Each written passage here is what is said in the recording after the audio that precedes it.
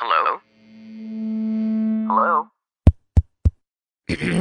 Podcast Network Asia. Kuda ng kuda, sila'y di mapigilan. Talak ng talak, di rin mapagsabihan. Kaya yan na, ginawa ng podcast, ang Tambalan. Hey! Tambalan na! Welcome to another episode of the Tambalan Podcast, partner. Yes, partner. Relate tayo sa kwento ni Sofia. Oo, close natin yan si Sophie. Oh, alam natin yung kwento si ng Sof. buhay na yan eh. Oo. Si Soft. Paiksiyan na lang. Si S. Masabi na super close. Oo. Close doon sa tao. True. Lalo na kung alam mong medyo pasikat, payaman, mga gano'n. Yan. Diba? Pa-VIP. Yan, di ba? So si Soft. Oh. Si Sof, si S, partner. Ang kwento niya, yung kwento ng kahirapan niya sa buhay. And relate tayo dito, partner, and I'm sure marami makaka-relate. Pakinggan na natin. Mula sa Mahiwagang Burnay. Ang kwento. Dear Nicole and Chris, tawagin niyo na lang akong Sofia. 30 years old at tambalanista since 2012. I wrote to share my story. Sana maka-inspire at makapagbigay ng pag-asa sa mga listeners ninyo who need it most. Bata pa lang ako, mahilig na ako rumakit. Tingin ko dala ng matinding pangangailangan. Sinimulan ko sa pagtitinda ng kung anong pwede. Damit, pagkain, mga pang-ipit sa buhok, pabango. Gusto ko kasing makatulong sa mama ko. 8 years old pa lang ako nang mamatay si Papa, kaya itinaguyod niya akong mag-isa. Kinailangan naming paupahan ang bahay namin para may panggastos kami sa araw-araw. Nakitira kami sa garahe ng tita ko. Pagpasok sa garahe, nandun na lahat. Lutuan at lamesa na kapag gabi na, nagiging higaan na din namin. Nakiki-CR lang din kami kay tita. Para makapanood ng TV, binutasan namin yung dingding nila. Na-master namin ang panonood ng walang emosyon. Hindi pwedeng tumawa ng malakas kapag comedy ang palabas, or magulat kapag suspense o horror, kasi makakadinig kami. Yung pamangkin ko sa pinsan, kasing edad ko. Pang-umaga siya sa school, ako pang-hapon. Pag-uwi niya sa tanghali, hinihiram ko yung sapatos niya kasi wala akong sapatos. Luho sa akin ang sapatos. Wala siya sa hierarchy of expenses namin. Pumapasok ako sa school nang walang laman ng bulsa. Labandera lang kasi ang mama ko. Minsan naman may dala siyang pagkain pag-uwi. Ulam ang tawag ng amo niya doon, pero sa totoo lang, sabaw lang yun. Wala kahit kulay. Ibinubuhos na lang namin sa mainit na kanin at yun ang aming pagsasaluhan. Sa awa ko sa mama ko na masukan ako nang hindi niya nalalaman. Araw-araw pinupuno ko yung mga galon ng tubig ng kapitbahay namin at binibigyan niya ako ng 20 pesos. Malaking bagay na yon para sa akin. Pagdating ng high school, nakabalik kami sa dati naming bahay dahil nagkaroon ng regular job si mama. Naging janitress siya sa isang private school. Para makatulong, nagtipid ako ng sobra at nabuhay sa pritong itlog at libreng sabaw. Nagbabaon din ako ng kanin. Para magkapera, naging sideline ko ang paggawa ng assignment ng mga classmates kong tamad or intellectually challenged. Minsan naman, nag-aalaga ako sa baby ng kapitbahay namin. Walang araw na hindi ko naramdaman ang dobleng pagod dahil sa pagiging rakitera ko kasabay ng pag-aaral. Pero sulit dahil nakakabili ko ng sopas sa kantin. Kumuha ako ng 2-year vocational course. Hindi dahil gusto ko, pero dahil yun lang ang kaya ni mama. Pinagbuti ko pa din kahit na hindi talaga yon ang pangarap kong kurso. Nakapagtrabaho naman agad ako after I graduated. Kahit kontraktual lang, masaya na ako sa konting kinikita. Naisip ko, ganun siguro talaga ang kapalaran ng mga hindi nakapagtapos ng bachelor's degree. Tinanggap ko na lang kasi kahit paano, nakakatulong naman ako sa gastusin namin araw-araw. Hanggang sa mapadpad ako sa pinagtatrabahuhan ko ngayon. Naiinggit ako kasi ang gaganda ng natapos ng mga katrabaho ko.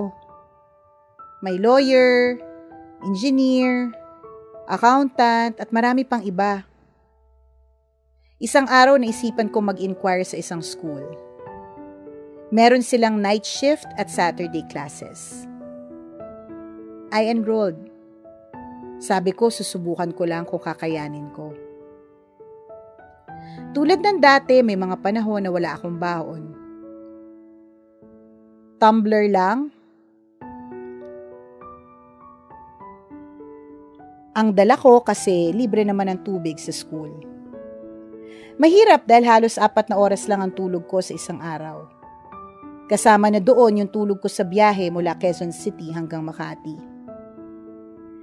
Naranasan kong gumawa ng assignment at mag-compute hawak ang scientific calculator habang nakatayo sa MRT.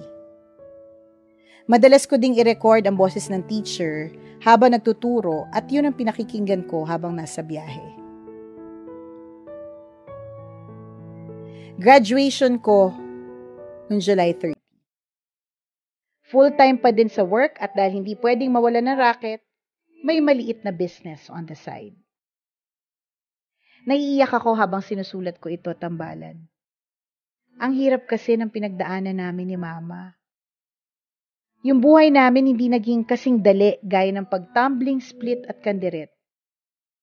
Hindi naging madali pero kinaya.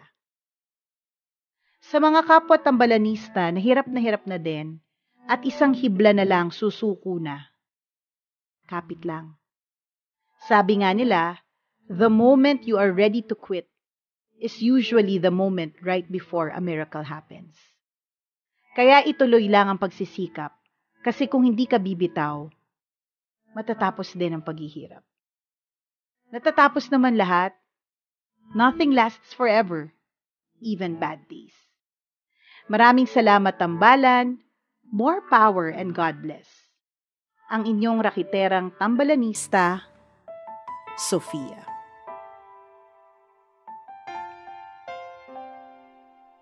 Sophie. Hi, Nakaka-inspire Sofia. naman yun.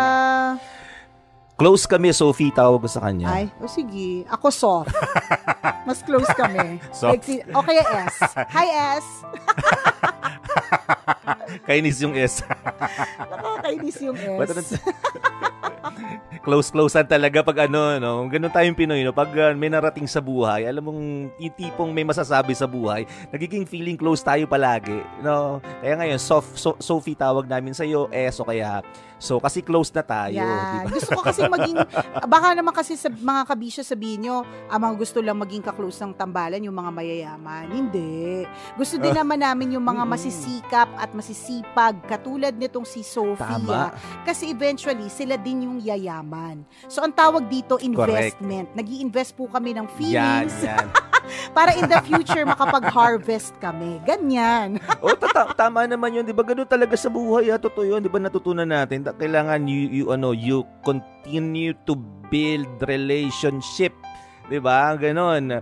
Continue on building relationship and of course building networks and sa mga ganyan, doon tayo nabuhay, partner, sa mga kakilala natin na nahihinga natin ng tulong pag kailangan natin o hindi man tayo humihingi ng tulong pero nabibigyan tayo ng opportunities, 'di ba? Because of building good relationships. So maganda 'yon.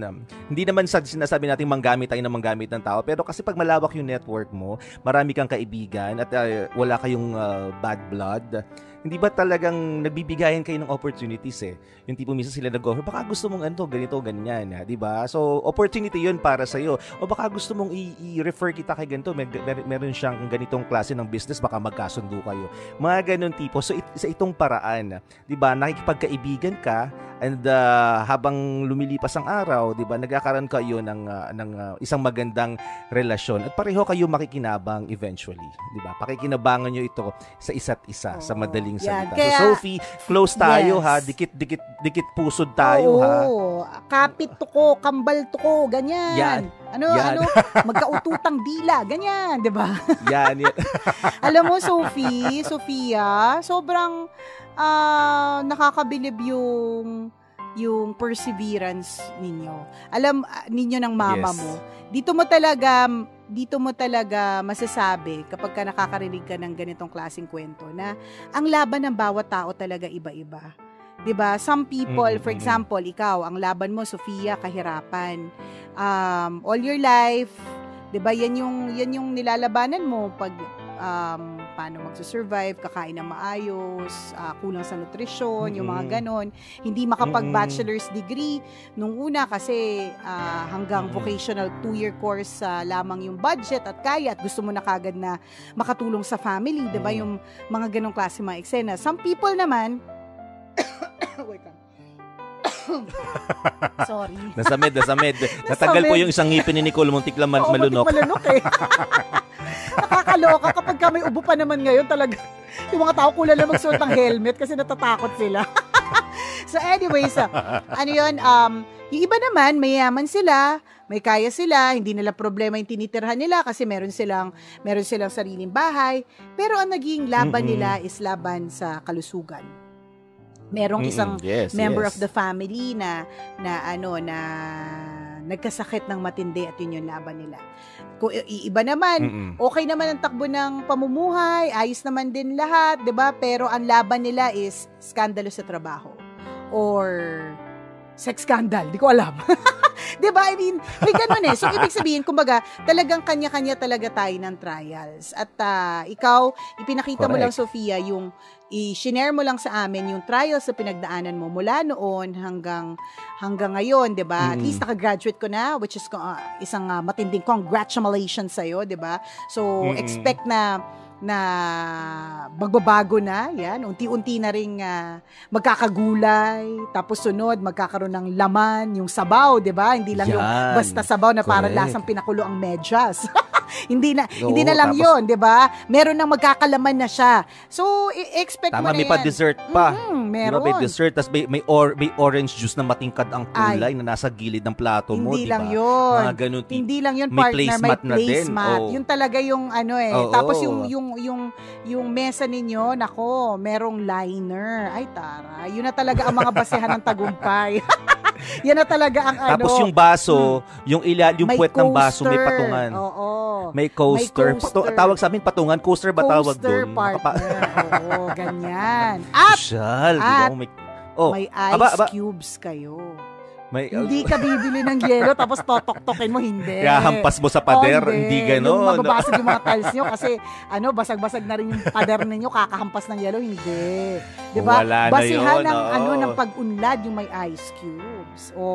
Yan. Kaya alam mo, partner, ako, yung refrigerator namin, partner, talagang, diba, gagawa ka ng ice cube, tapos i-twist mo para yung ice cube mahulog dun sa lagayan. Gawa ako ng gawa nun, partner, kasi gusto, parang feeling ko sugat ng kabataan ko yun, yung yelo, na parang hindi kami nagkaroon ng ganitong yelo dati. So, lagi ako talagang ini-effort ko yan, partner. Talagang gumawa kasi talaga ako ng may freezer kayo yelo. dati pero hindi nagyayelo.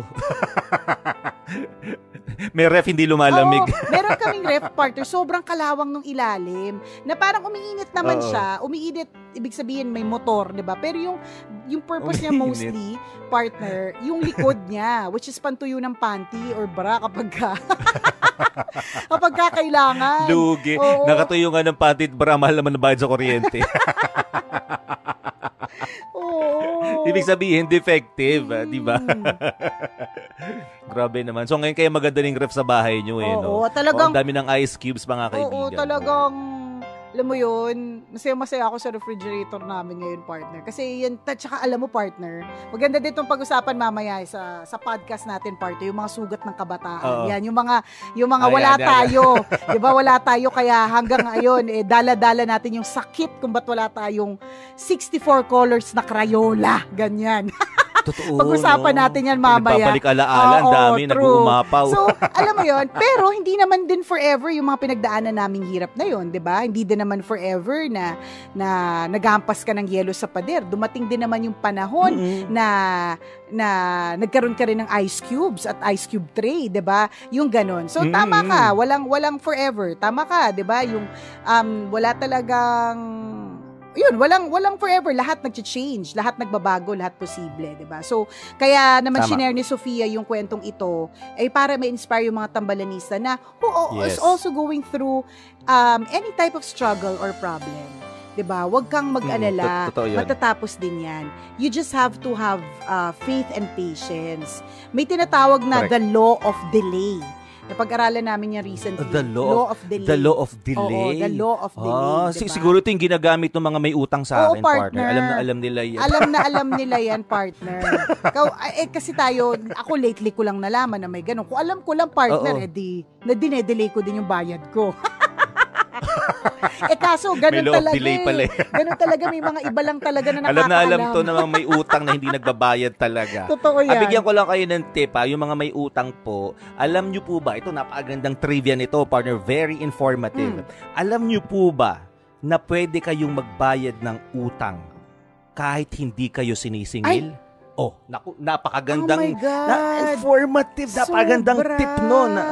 That's very enlightening, partner. Baka just in case you don't know, kahit hindi po kayo i-text, i-message, i-PM, you can pay. Diba? Pwedeng advance. Yun Pwede ang advance payment. Pwede po kayong magbayad kahit hindi po mag-init ng ulo nung kinauutangan mo. Pwede kang magbayad. Baka hindi mo lang alam. Napakagandang pero yan napaalala. Yan yung isang magandang lesson ng Burnay ngayon.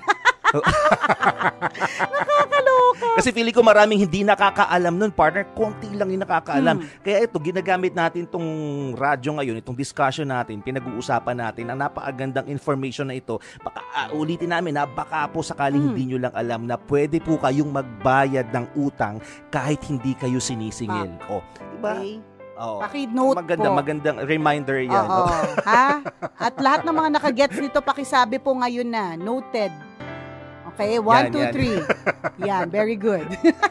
Very good. Diba? Alam mo, ano yung law of delay? Talaga. Yun, merong tinatawag na law of delay. Kasi may mga delay talaga sa buhay natin Minsan yung success ay delay, ganyan. Ano yan kapag kasi nade-delay ang isang bagay, it is a test of character. Test siya ng kaya alam ko yung mga may utang sa akin na hindi nagbabayad, delay magbayad. Test of character talaga. Pag delay ka magbayad, it's really a test of character. Totoo naman din, di ba? Ibig sabihin, wala kang kwentang kausap. Di ba? Napangako ka na magbabayad ka, tapos hindi ka naman pala magbabayad. Dinelay mo ng bongga porque hindi ka sinisigil, o dinedelay mo porque feeling mo nakaangat-angat sa buhay, di ba? O anong tawag sa character mo nun? Di ba? Okay, tama diba? na. Tingnan mo yan. Nakita ang karakter mo. Hindi ka na makakaulit pag ganun. Totoo. It's a test of character. And even kung hindi naman tungkol sa pagbabayad ng utang, test of character talaga, kabisyo yung yung ganyan na ang tagal ng problema. Katulad nitong si Sofia, ang tagal ng pinagdadaan ng paghihirap. Test ng character. Nabubuo yung karakter mo dahil dyan Natututo kang maging matatag, natuto kang maging masipag, natuto kang maging, 'di ba, to have faith, madiskarte. 'Di ba? Yun yung ganun Necessary kasi yung law of delay na tinatawag, necessary kasi 'yan para maka-reach ka sa next level. 'Di ba? Sabi, correct. Ba yung sinabi niya? Ang ganda ng sinabi niya na kinote niya lang din from another Yung sabi niya na English kasi partner pero maganda. Yung ako time nga lang yung natandaan ko Yung may time. Oo. Balikan mo, hanapin mo yung may time. The moment, nawala na naman tuloy. The moment that you're ready to quit is usually the moment right before a miracle happens. Ay, wala pala yung time. Masama ko yung time. Sabi mong time. Baka time is gold. Diba? So, maganda yung sinabi niya nito. Moment pala. The moment. Yes, yes. The moment or the time that you're ready to quit is usually the moment right before a miracle happens. So, yes. Ganun po talaga minsan, pinagdadaanan po talaga natin ito. Tapos yung parang feeling mo hindi mo na kaya, minsan kasi alam mo, ito yung maganda dyan eh. Kaya niya sinabi itong linyang to. Sometimes kasi we try to carry our burdens by ourselves. Feeling natin kaya natin. But the moment that you quit, ibig sabihin yung parang gusto mo na lang siyang i-let go. Not really quitting. Siguro it's more of you want to let go of it. And letting go, ito yung isang pwede nating ma-share na lesson before we proceed to the podcast, no?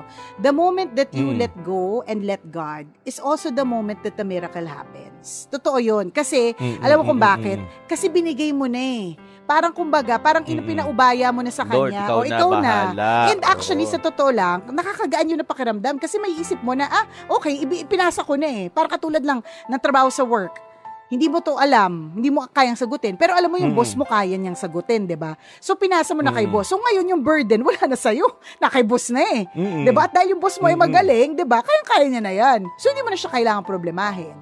So yun yung isa pang pwede nating makuha mula sa kwento ni Sophie. At dahil binanggit niya yung parang feeling ko that's the more appropriate na explanation for that yung quotation na sinabi mo. Yung moment na parang malapit ka na mag-quit or malapit ka nang mag-give up is actually the moment when the miracle happens. Kasi yung moment na yun that's the moment that you submit eh. Yung parang pag hindi mo na kaya, ibibigay mo na. And that's what you do. Tama. Pag hindi mo na talaga carry, pag ang bigat na, kasi hindi mo talaga kaya, tao ka lang, ibigay mo sa bigger force. Ibigay mo sa gumawa ng solar system. Ibigay mo sa gumawa ng maraming planeta. Ibigay mo sa gumawa ng heaven, earth, gumawa ng mga magagandang bagay, minerals, diamonds sa mundo. Diba? You give it to God. Yan. At yun yung gusto din naming sabihin sa'yo, Sophia, overtime na din kasi kami dito sa radio. Pero sa pagpapatuloy ng podcast, pag-usapan pa natin yan. So, never ever let go of God, diba?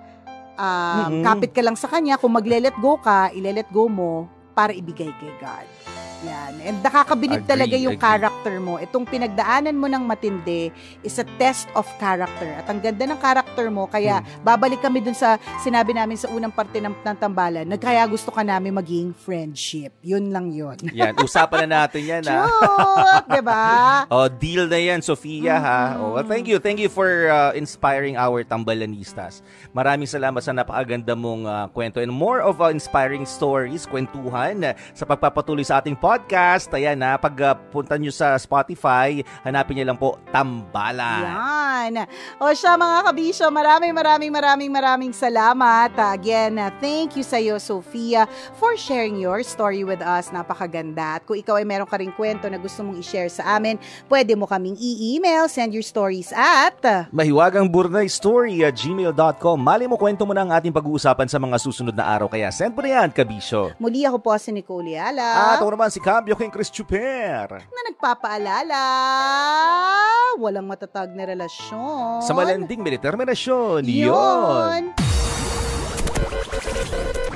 The Asia Podcast Festival, happening from November 6 to December 3, 2021, celebrates Asia's finest in audio entertainment with our PodLab Conference, Marketplace, and the Asia Podcast Awards. They will be bringing together the best in the Asia podcast industry and providing a sandbox for emerging talents to grow and experiment. So what are you waiting for? Send in your podcasts and be recognized in the Asian podcast industry. Check out our series of workshops and more at www.asiapodcastfestival.com. Yay! Tambala na! Tambalang Balahura at Balasubas, the podcast. Sa pagpapatuloy ng Tambalan Podcast, ayan, kwento ni Sophia na talaga namang nakaka-lurky. Nakaka-motivate, actually, nakaka-inspire yun eh.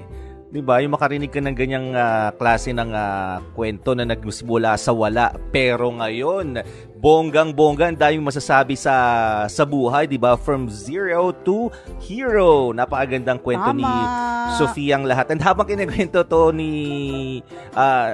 napakagandang kwento mula kay Sophia. And talaga namang habang kinikwento niya ito, Yung tipong nagpa-flashback din yung mga panahon na wala tayo, no? Nakaka-relate yung sisilip kasi 'di ba naman lumaki tayo nang di naman lahat tayo meron TV sa bahay, 'di ba? Nakiki-TV lang tayo sa kapitbahay, 'di ba? Yung mga yung CR natin, i-compare natin sa CR ng iba. Naabutan mo ba parte yung CR sa bahay o CR ng isang bahay na hindi bowl? Yung kagaya sa sa Malaysia, butas lang na sahig. Oo, butas na sahig tapos yung kauupo, tapos may tubig lang sa ilalim, ganon. Yung tipo. Ay, hindi. Yung frog baka sa probinsya. Oo. Oo, mga ganon tipo. Ako naabutan ko yung CR dati ng bahay sa bahay ng lolo at lola namin. Walang bowl. Tulay talaga. Typical na tulay, mga kawayan na pinagdikit-dikit, tapos may siwang sa gitna. Tapos doon mo palulusutin yung pupo mo. So yung pupo mo free fall hanggang sa mga ganun, mga 40 feet bago bumagsak. Mga ganun tipo. Kaya pag may bisita yung mga lolo-lola namin, kunyari fiesta, tapos galing ng ibang bayan, tapos makikigamit ng CR. Makikigamit po ng CR. Gulat na gulat sila. Lakad ka lang sa dulo. Saan pa yung CR dito? Ito na yung CR namin. Yung pinagdikit-dikit na kawayan. Tapos yung ang dingding niya sako lang o kaya hindi tarpaulin basta sako yun, mga ganun. Tapos butas yung bubong. Sako, yung mga tipong magkamali ka, pag nasandal ka, masasama yung buong kawayan. Oo. Totoo yun. Walang bubong. Kaya pag umuulan, tas CR ka na, pigilin mo muna mag-CR kasi di ka maka-CR kasi umuulan pa. Or pwede ka naman magdala ng payong. Yung mga napapanood natin sa pelikula na nagbubuhos, di ba? Tas madali sila nabobosohan. Ganun yung mga CR dati sa probinsya. Ang dingding lang nila, kawayan o kaya mga tarapal lang. Tas walang bubong. Tas wala ding walang bowl sa ilalim. Hinukay lang na lupa, tas may mga kawayan sa ilalim. Tas doon mo palulusutin yung wiwi mo or pupo mo. Ganun. Diba? So, pinagdaanan talaga yan, diba? Yes. Kumbaga, parang lahat tayo, ewan ko sa inyo na nakikinig ngayon, diba? Pero kami ni partner, talagang pagdating sa mga paghihirap, talagang dinaanan talaga namin yung mga ganyang klase yung wala. Mga paghihirap. Oo, yung luxury ng hot and cold shower, wala kaming ganun, yung mag-iinit ka talaga ng mga tubig. Hanggang ngayon naman may mga gumagawa ng ganun, no? So hindi naman masyadong basehan yun. Pero yun nga, yung mga sugat ng kabataan talaga namin, 'di ba? Partner, hindi talaga natin makakalimutan yung kulang tayo sa crayons. Kaya alam mo, siguro, yan yung dahilan kung bakit napakaraming crayon sa bahay, partner. Super dami. Alam mo yun, siguro parang talaga sugat siya ng kabataan na, kasi natatandaan ko talaga yun dati, partner kasi diba nag-aaral ako sa Assumption. Tapos, hindi naman ako assumptionista kasi mayaman kami. Hindi ganun yung kwento ng buhay ko Isa ako sa mga privilege kasi yung nanay ko ay teacher doon. So, merong privilege yung kanyang anak na makapag-aral doon. Tapos pagdating ng college, scholar ako. So, talaga yun? Parang, kumbaga, it's really a blessing, diba? Parang blessing ni God na makapag-aral ako sa isang prestigious na school kahit wala kami masyadong pera. So, syempre, hindi talaga ako makakasabay. Kumbaga, in terms of yun yung downside of feeling ko na parang since ang layo ng gap kasi sila mayayaman talaga tapos ikaw alam mo sakto lang kung wala talaga. So nagkakaroon ng mas matinding comparison na parang ramdam mong wala ka, no? Ganun yung correct. Yung disadvantage. Ramdam ko talaga, partner. Unlike yung sa school nyo, tama ba? Pare-parehas kayo. Pare-parehas kami pumapasok na nakachinelas at pag pumasok ng nakasapatos, anak mayaman ka. Diba? Tama, ganon. Diba sa inyo ganon yung basihan? Parang kapag naka-tricycle, wow, naka-tricycle, hayop, tricycle. Kasi lahat naglalakad di ba? Yung ang puti-puti na yung mga tuhod tsaka yung mga paa kasi puro putek. Yung sa kalsada, yung kakalakad, di ba, naglalaboy, tsaka nagpuputek, kaya puti-puti yung paa, ganyan. Di ba, ganun kayo, tas mga naglalakad lang papuntang school, kaya pag naka-tricycle, parang, wow, grabe, yayamanin, naka-tricycle, o kaya, pag middle, parang feeling mo, hindi naman super yayamanin, nandun siya sa gitna na parang medyo mayaman, medyo mahirap, pag nakapadyak, nakapadyak, may payong pa. May service, basta may service ka, social ka. Basta sa amin, mas uso yung lakad. Yan yun. Di ba kasi lakad lang talaga. Ganun, parumihan ng paa. Mas parumi ang paa, mas amoy araw kang pumasok sa classroom, mas patok ka, di ba? Yes. So, di ba? Kami kasi, hindi kami ganun, partner. Ako, literal, naglalakad lang din ako from the gate of sa San Lorenzo Village hanggang sa Assumption. Ako lang yata yung naglalakad. Kasi nung time na yun na nag-aaral ako, talaga yung nakapag-aral lang din doon, talagang yung mga Mahalia Fuentes lang talaga yung lifestyle. Talaga mga elite. Mga ganun. So, sila mga dekoche, ganun. Tapos mga yun, ako naglalakad. At okay lang yun sa akin. Ayos naman yun, parang kumbaga nakasanayan ko naman yun eh. Ang talagang mga, hindi ko yun parang, hindi siya sugat ng kabataan sa akin, yung sasakyan. Hindi eh. Mas ang sugat ng kabataan ko talaga yung Crayola. Na kasi, siguro kasi yung kita mo talaga sa mga kaklase mo, yung meron silang colors na madami. Yung nasa lagayan na yung... Tama. Tapos may sharpener na kasama. Built-in sharpener. May sharpener, tapos may crepas. Iba yung crepas sa crayons. Iba din yung... Tapos may paint. Tapos merong colored pencil. Tapos yung bensya yung colored pencil. Basta parang yayaman yung mga ganun. Kaya talagang parang anong ko dyan sa Crayolang yan. Kasi ako, sakto lang, yung Crayola ko, tapos putol-putol pa yung iba. Kaya akala ko kompleto yung colors ko, kasi kompleto yung nakalagay sa box, kasi kompleto yung kulay. Yung pala 2 black kasi naputol. Diba? Yung mga ganon. So, ramdam ko talaga yung kaibahan. Oo. Madami kaming mga sugat ng kabataan, kabish. Maraming makaka-relate dyan, partner. Kahirapan. Sa mga crayons na ganyan, kasi diba, ang mantra ng mga nanay, hindi, gamitin mo yung Crayolang ginamit ng panganay ng kapatid, diba? Ng ate mo o kaya ng kuya mo. Kaya pagdating sa'yo sa dulo, sa pinakabunso, putol-putol na yung Crayola, diba? Hindi na magandang tingnan, wala ng balo, tapos iba pa yung as in nakalagay na lang siya sa hindi na sa box eh, diba? Sa supot na lang na binuhol. Tapos yun yung gagamitin mong Crayola pagpasok mo sa school. So makaka-relate tayo sa ganyang klase ng kwento kasi yung Crayola naman hindi na ba nauubos siya ng isang school year lang eh. So minamana yan from the panganay hanggang sa bunso. Di ba? So relate tayo sa ganyang klase ng kwento. Ako talaga hindi ko makakalimutan na na pumapasok ko ng nakasapatos kasi nga nanay ko dati nag-OFW. So talagang noon lang siya nagpadala ng napakalagandang sapatos. Na yung sapatos na yon kagaya ng suot ni Simon Soler sa commercial na Zesto. Wow. Oo, ganun tipo. So talaga kahawig na kahawig. So that time syempre pag napapanood mo sa commercial, tanda ng mga tao kasi wala namang ibang source of entertainment. Nung sinuot ko yun papunta sa school, lahat ng mga tanong sa akin ng mga kapatid ko, ng mga classmates ko, mayaman ba kayo? Nahiya tuloy naman ako. At ang malupit na ito, yung tipo ang ganda-ganda ng sapatos mo pero ang dilaw-dilaw ng polo mo. Halatang hindi naman talaga mayaman, di ba? Halatang napadalhan lang galing sa ibang bansa. Totoo. Actually, partner, nasa level ka na ng mayaman kasi nanay mo OFW, nagpapadala ng ng lotion, may sabon na mabango, di ba? Natatandaan ko nga, partner, yung sabon namin, parang hindi siya bumubula dati. Yung ewan ko kung uso siya or yun yung pinakamura dati.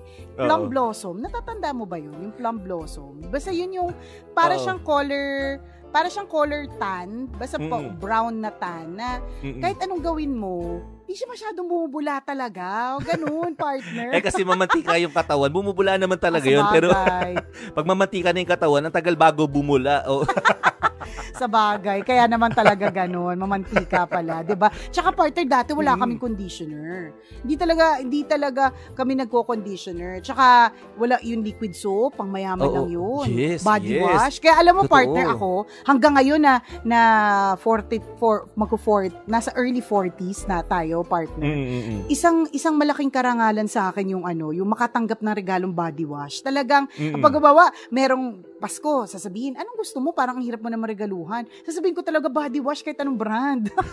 Hindi, of course, pag nakita kong yayaman yung partner, meron akong particular brand na nagusto na alam mo yun, na parang, eto talaga, yung ganyan, alam kong mabango, alam kong mamahalin, ganyan. Pero kahit na hindi, kahit na whatever it is, body wash, ganyan. Yung mga ganun, kahit nalabawa sa ibang bansa, tatanungin nila, anong gusto mo? Kasi, parang kaya mo naman nang bumili, ganun. Sasabihin ko, body wash, padalan mo kung ano meron dyan, mga ganun. Kasi, wala kaming ganun, partner. Yun nga, yung sabon namin dati, hindi bumubula. Tsaka hindi ko rin talaga makakalimutan yung hindi kami nakabayad ng kuryente. Classic kwento talaga yun na hindi ko talaga makakalimutan. Hindi nakabayad ng kuryente yung mami ko kasi wala kaming pera. Mami ko lang nagtatrabaho. Yung daddy ko paralyzed, diba? So, siya lang yung breadwinner. Hindi kami nakabayad. So, para naman hindi nakakaya sa mga kapitbahay na daldalera ng taon, 'di ba? Chismosa ng dekada, 'di ba? Ang ginawa talaga, hindi ko 'to makakalimutan. Sabi talaga ng nanay ko, kunwari wala lang tayo sa bahay. Wala masyadong gagalaw. Isipin mo, gumagalaw walang kami si Bing. walang gagawa ng ingay. Bulong-bulungan lang, walang sisigaw. Nung time na yun, partner, yung bintana, jalousie. So, wala rin kaming curtain. Parang bihira naman yung nagka-curtain. Kung meron man, manipis. So, hindi ka pwedeng, pag dumaan ka, kita-kita na may shadow sa jalousie, diba? So, so talagang isipin mo, gumagapang kami, partner, para hindi makita ng mga kapitbahay na may tao. Para kunwari, hindi, parang di ko nga matandaan kung ilang araw yun nagtagal. Basta parang, di naman siguro mga 1 or 2 days. Tapos finally, nakakame up na ng pambayad sa Meralco yung nanay ko. Diba? So, may mga ganun talaga. Pero alam mo, partner, kahit na may mga ganun akong sugat ng kabataan, parang hindi naman ako nakaramdam ng yun bang sobrang nainggit ako kasi ba't sila may aircon. Mga ganon, parang yung ganon, hindi naman din. Ang na-develop lang talaga sa isip ko is that hindi na nga kaming mayaman, hindi pa ako matalino. So, paano na? So, kaya ang na-develop talaga sa isip ko noon, hindi ako pwedeng hindi nag-aaral na mabuti. Kaya siguro, tama. Kaya siguro sobrang studious ko kasi, wala na ngang pera. Wala na ngang yaman, wala pang talino. Medyo kulang pa ako sa ganda nung araw. So, parang wala nang pagkukunan, diba? So, syempre, dun ka na sa pwede mong i-develop o enhance, which is yung knowledge. Kaya talagang sobrang aral ako ng aral. At bago ako mag-step ng college, talagang ginol ko maging at least cum laude. Sabi ko, hindi pwedeng mula ako sa dean's list. Inalam ko talaga yun, yung paano bang maging cum laude? Ano ba dapat yung grade na dapat ni-achieve mula first year college hanggang fourth year. So, talagang kinareer ko talaga yon, partner, para siguraduhin kong makagraduate ako ng cum laude. Kasi nga, yun nga wala ka nang pera, wala ka pang talino. Tama. Ang tsaka naman ng life mo, no? Parang pagka kumatok ka sa gates of heaven, sabihin ni Lord, anong ginawa mo, friend? Diba? Hindi kita binigyan masyado ng kayamanan, pero anong ginawa mo? Hindi ka rin nag-aral? Diba? Yung bang mga ganon. Sometimes yung mga sugat na yan, it will also push us Hindi ako partner, hindi ako na yung parang nainggit. Pero siguro in a way, in my mind, siguro inisip ko, magiging marangya din yung buhay ko na hindi ko na poproblemahin or wala lang sa akin yung mga bagay na yan. Yan, katulad niyan, Crayola. Wala lang yan. Sa totoo lang, kalat-kalat na yung Crayola dito. Sa totoo lang, partner, sa bahay namin, kalat-kalat yung Crayola. Paano? Ang dami-dami kong Crayola binibili sa anak ko kasi ayoko maging issue siya sa buhay niya, yung Crayola. Ayaw niya maramdaman, diba? Ayaw mong maramdaman niya yung naramdaman mo nung bata siya. Di ba? Actually, good thing na rin kasi wala nang comparison yung mga bata ngayon kung ano yung gamit ng classmate nila. Di ba? Kasi din naman sila nagkakakitaan kung anong level ng ganda ng Crayola meron yung iba. Di ba? So, kasi nga online na. Ang maganda nito talaga ng binibigay sa atin na kwento mula sa storya ni Sophie or ni Sofia is talagang i-motivate lang natin yung sarili natin. Diba? Kagaya niya, sobrang motivated siya. Sobra siyang determined na makapagtapos ng pag-aaral at makuha ang kanyang maabot ang kanyang mga pangarap sa kabila ng walang-wala sila. Diba? Correct. Di na nga sila umasa kung kani-kanino Sa magandang lesson yun, wag na tayong manisi ng ibang tao, wag na nating isaasa kung kani-kanino. Although, halimbawa, government, may role naman talaga sila na dapat gampanan para matulungan ang mamamayan. Pero in this case kasi, wala talagang nagsumikap silang mag-ina nang sila lang. Diba? And nangyari yung dapat mangyari. Natupad ang mga pangarap nila. Nakaahon sila sa kahirapan. Naging maayos ang takbo ng buhay nila. Diba? Naging okay sila ngayon. Diba? Kumbaga, ang layo ng pinagkaiba ng buhay nila noon sa buhay nila ngayon. All because of their determination, because of their faith na malalagpasan din nila ang hirap ng buhay. So, napakarami ng lesson na iniiwan sa atin ng kwento ni Sofia. Totoo yun. Magsikap ka lang, kabisyo. Maniwala ka lang na magbabago din ang lahat. Ano man ang hirap na pinagdadaanan mo ngayon, magsumikap ka lang. Eventually, magiging maayos din ang buhay mo. At kung ikaw naman, maganda na ang takbo ng buhay mo ngayon, 'di ba? Realization din ito para sa sa atin na kung ano yung, di ba, halimbawa, namomroblema ka sa jowa mo ngayon, namomroblema ka sa school mo ngayon, namomroblema ka dahil nag-away kayo ng nanay mo ngayon, maliit na problema lang yan. 'Di ba? Kumpara doon sa ilang tao na mas mayroong matinding pinagdadaanan. So, magandang realization din 'di ba? Pag na-realize natin crayons lang yung problema natin, partner. Pero si Sofia pala walang-wala hindi crayons wala. Correct. 'Di ba?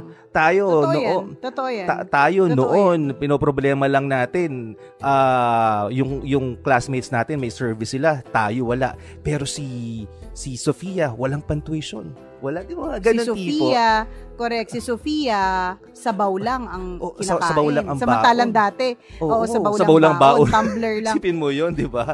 Di ba sabaw lang? Isipin mo yun. Samantalang tayo, partner, sugat ng kabataan natin, bakit?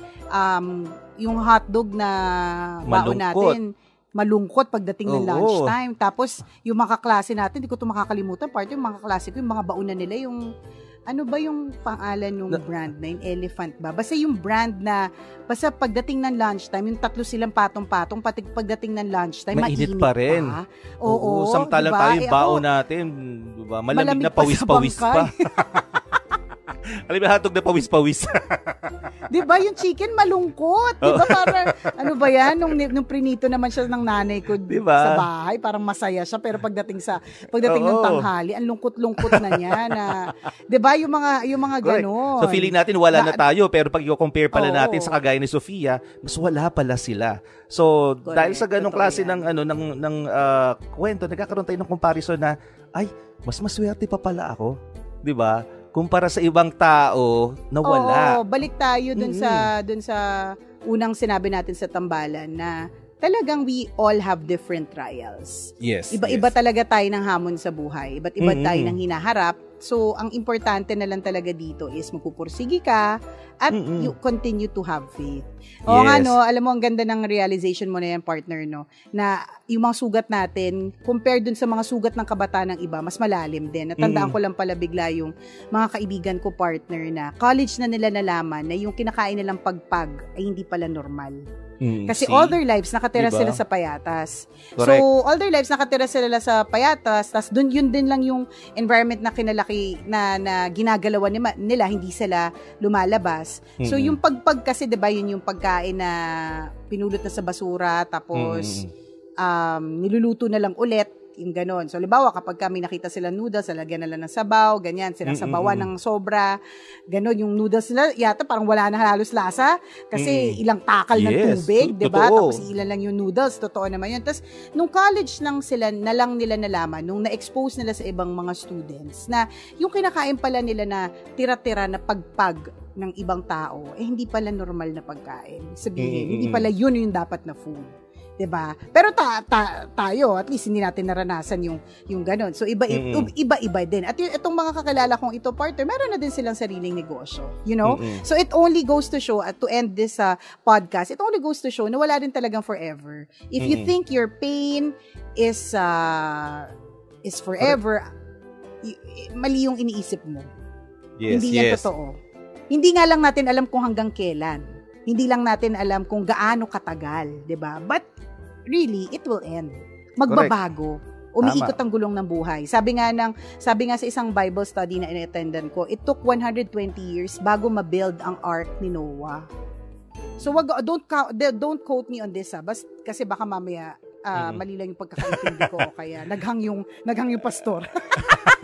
Pero ibig sabihin, partner, bottom line is 100 years bago ma-create yung ark. Ang tagal nun. 'Di ba? Alam mo yun, parang grabe, yung ark ni Noah, ang tagal, parang feeling natin, pag nagbabasa tayo, wala namang ganun. Parang feeling natin, create lang na mabilisan, tapos inilagay yung mga animals. Pero, yung pala, it took a lot of years.